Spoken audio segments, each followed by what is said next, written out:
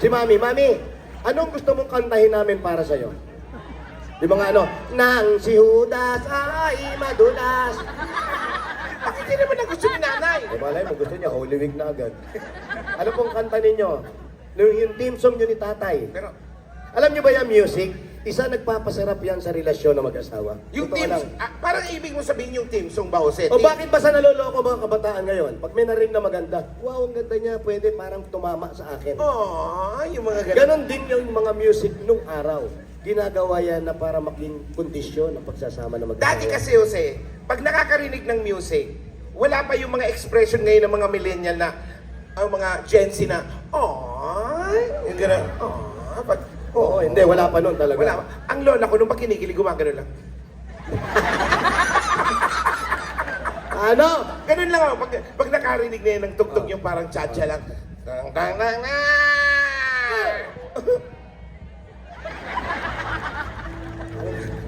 Ganun lang ako. Gumagano-gano lang yun. Kinikilig. Kinikilig na. Tapos naihi ng konti. Pero ngayon, iba na kasi. Iba na. Iba na kasi yung mga team song na yan. Ano po ang team song nyo? Nakakapag-pagana ng relationship ng... Nay. Yung bonding na mag-asawa, pag may music kayo, ibang klase. Pag nagagalit yung asawa nyo, talak ng talak. Alam nyo naman mga babae, walang katapusan yan. Wala kang lusot. Patugtugin mo yung team song nyo, makikita nyo lalambot siya. Lalambot. Oo, tapos titigas naman kayo. Ganun lang yan. Oh, hindi, totoo yan. Ibig sabihin, tinitigas mo yung pagiging lalaki. Yung pagiging na lalaki. hindi ako magpapatalo sa'yo. Kami po yung partner ko ngayon, ang ginagawa niya, sabi ko, pag nag-away tayo, maghiwalay na lang tayo. Oh, tapang pare, tapang. Kaya ang ginagawa ko, lahat ng gusto niya, sinusunod ko. Para hindi kami mag-away, kawawa naman ako. Pangit na nga, mawawala pa na asawa. Pero ngayon po, Nay, anong kanta mo sa asawa mo? Kunin mo, o Diyos. Huwag naman kunin mo, Diyos. Nay, ano? Ha? Bohemian Rhapsody, adik? Nay, sa edad mong yan, jumbo hotdog. Bakit? Ano ba nangyari kay tatay? Hotdog.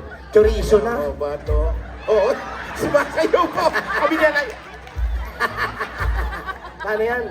Kaya ngayon, minsan wala na, hindi na talaga, yung mga magulang, hindi na ginagalang ng mga anak eh. Paano mo igagalang? Gumagano na. Jumbo hotdog. Yan. Nay! Nila kakantahin namin kahit di namin alam yung kanta. Jump.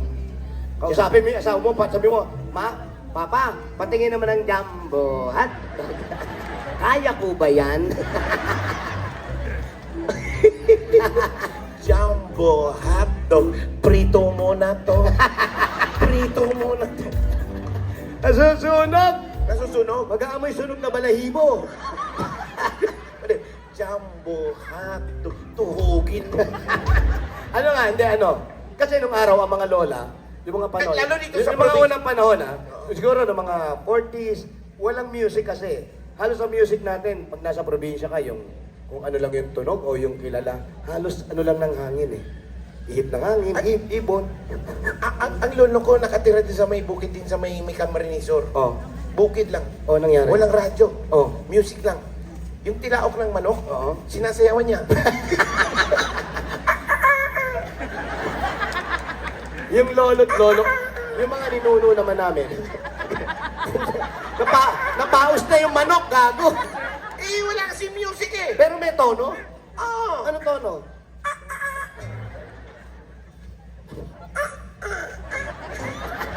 Kaya mo ba to?